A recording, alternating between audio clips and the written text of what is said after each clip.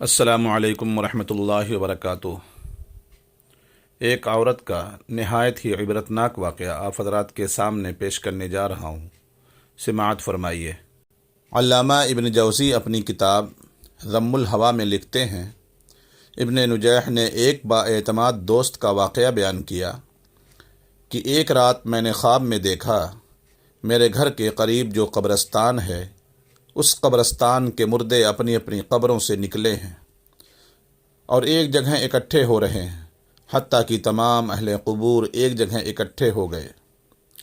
جب سب جمع ہو گئے تو انہوں نے گریہ و زاری شروع کر دی اور گڑ گڑا کر دربار الہی میں دعا کرتے ہیں، یا اللہ تو فلاں عورت جو صبح مر گئی ہے وہ ہمارے قبرستان میں اسے دفن نہ ہونے دینا۔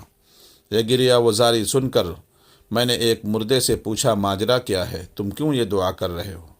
اس نے بتایا، جو عورت آج مری ہے جہنمی ہے، اگر یہ ہمارے قبرستان میں دفن کر دی گئی تو ہمیں اس کا عذاب دیکھنے میں تکلیف ہوگی، اس لیے ہم گریہ و زاری کر رہے ہیں اور گڑ گڑا کر دعائیں مانگ رہے ہیں۔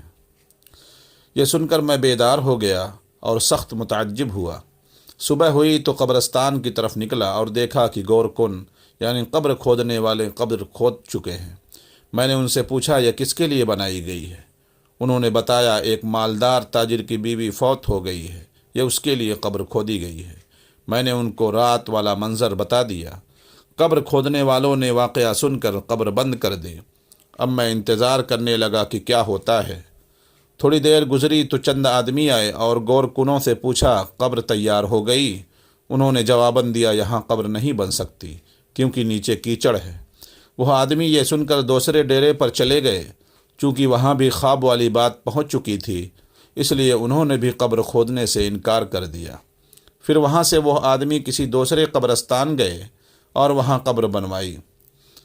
پھر میں جنازے کی آمد کا انتظار کرنے لگا۔ پھر اچانک شور اٹھا کہ جنازہ آ رہا ہے۔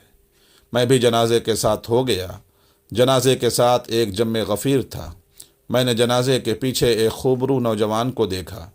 میرے پوچھنے پر مجھے بتایا کہ اس عورت کا بیٹا ہے، اس کی اور اس کے باپ کی تعزیت کی جا رہی ہے۔ جب میت دفن کر دی گئی تو میں ان دونوں کے قریب گیا اور کہا، میں نے رات کو ایک خواب دیکھا ہے، اگر اجازت ہو تو بیان کر دوں۔ یہ سن کر باپ نے یعنی مرنے والے کے خاوند نے کہا، مجھے خواب سننے کی ضرورت نہیں، لیکن لڑکے نے کہا، سنائیے۔ میں اسے تخلیہ میں لے گیا یعنی تنہائی میں لے گیا اور خواب بیان کر دیا۔ پھر اس سے کہا، تجھے چاہیے کہ تو اس بات کی تفتیش کرے اور وجہ معلوم کرے کہ کیوں قبر والوں نے گڑ گڑا کر دعائیں کی ہیں۔ اس نوجوان نے کہا، اور تو مجھے کچھ معلوم نہیں، مگر اتنا جانتا ہوں کہ میری ماں شراب نوشی کرتی تھی اور گانے سنتی تھی، نیز دیگر عورتوں پر بہتان لگایا کرتی تھی، مگر یہ افعال اتنے سنگین نہیں کہ یہاں تک بات پہنچ جائے کہ مردے بھی دعا کریں کہ یہ ہم میں دفن نہ ہو۔ ہاں، ہمارے گھر ایک بوڑھی عورت ہے جس کی عمر 99 سال کی ہے، وہ میری ماں کی دایا اور خدمتگار تھی۔ اگر آپ چاہیں تو چل کر اس سے پوچھیں، شاید وہ میری ماں کا کردار جانتی ہو۔ پھر ہم دونوں اس نوجوان کے گھر گئے۔ اس نوجوان نے مجھے ایک بالا خانے میں داخل کر دیا، وہاں معمر خاتون بیٹھی تھی۔ اس نوجوان نے بڑھیا کو میری طرف متوجہ کیا۔ میں نے خواب بیان کر کے پوچھا، اماں کیا تیرے پاس کچھ معلومات ہیں؟ یہ سن کر بڑھیا نے کہا، میں اللہ سے دعا کرتی ہوں کہ وہ اسے بخش دے، وہ عورت بہت زیادہ بدکار تھی۔ اس پر نوجوان نے بڑھیا سے پوچھا، کیا میری ماں شراب نوشی اور گانا سننے کے علاوہ عورتوں پر بہتان لگانے کے علاوہ بھی گناہ کرتی تھی؟ بڑھیا نے کہا، بیٹا اگر تو برا نہ مانے تو میں بتا دیتی ہوں، کیونکہ اس آدمی نے جو خواب بیان کیا ہے یہ تیری ماں کے گناہوں کے سامنے معمولی ہے۔ یہ سن کر نوجوان نے کہا، میں چاہتا ہوں کہ تو ہمیں بتائے تاکہ ہم ایسے کردار سے بچ جائیں اور عبرت حاصل کریں۔ یہ سن کر بڑھیا رونے لگی۔ خدا تعالیٰ جانتا ہے کہ میں کئی سال سے توبہ کر چکی ہوں اور مجھے امید تھی کہ تیری ماں بھی توبہ کر لے گی، مگر اس نے توبہ نہیں کی۔ اب میں تمہیں 3 کارنامے تیری ماں کے سناتی ہوں۔ تو اس بڑھیا نے اس عورت کے لڑکے کو مخاطب کر کے کہا، تیری ماں بہت بڑی بدکار تھی۔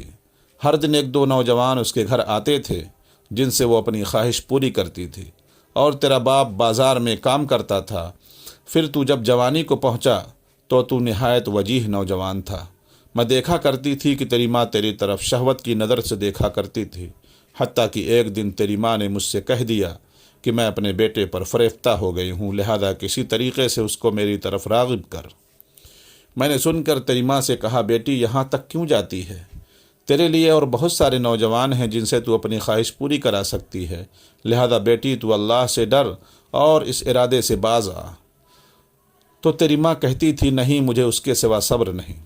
تو میں نے تیری ماں سے پوچھا، تو اس مقصد میں کیسے کامیاب ہو سکتی ہے؟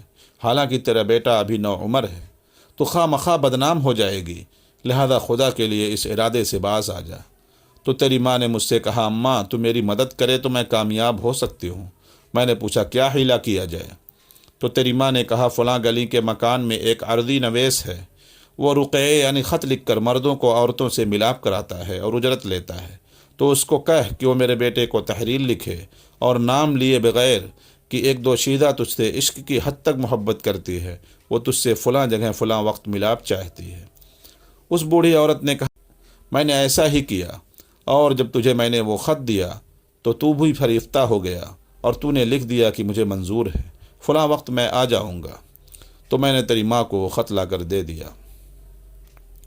تیری ماں نے جواب پڑھ کر کہا، اماں تم میرے بیٹے سے کہو کہ فلاں وقت فلاں جگہ آ جائے، اور تو فلاں بالا خانہ اچھی طرح تیار کر اور اس میں پھل اور خوشبو وغیرہ کا انتظام بھی کر، اور تو میرے بیٹے کو یہ بھی کہے کہ جس عورت نے تجھے بلایا ہے وہ ابھی دوشیزہ ہے، وہ روشنی پسند نہیں کرتی، بلکہ یہ کام اندھیرے میں بہتر ہے تاکہ تمہارے والدین کو تم پر شک نہ گزرے۔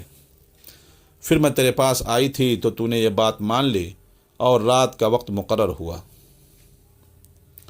میں نے تیرا جواب تیری ماں کو پہنچایا تو اس نے بہترین کپڑے پہنے اور عمدہ خوشبو لگائی اور وہ اس بالا خانے میں پہنچ گئی، اور پھر تو بھی پہنچ گیا، اور پھر داد و عیش سحری تک جاری رہا۔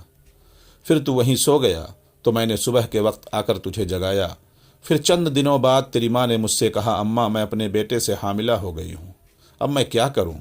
تو میں نے کہا، مجھے تو کچھ سمجھ نہیں آ رہی کہ تو کیا کرے، لیکن تیری ماں کسی ہیلے بہانے سے تجھ سے اپنی خواہش کرتی رہی، حالانکہ ولادت کا وقت قریب آ گیا۔ تو تیری ماں نے تیرے باپ سے کہا کہ میں بیمار ہوں، میں چاہتی ہوں کہ کچھ دن اپنی ماں کے پاس رہ آؤں۔ تو تیرے باپ نے اجازت دے دی۔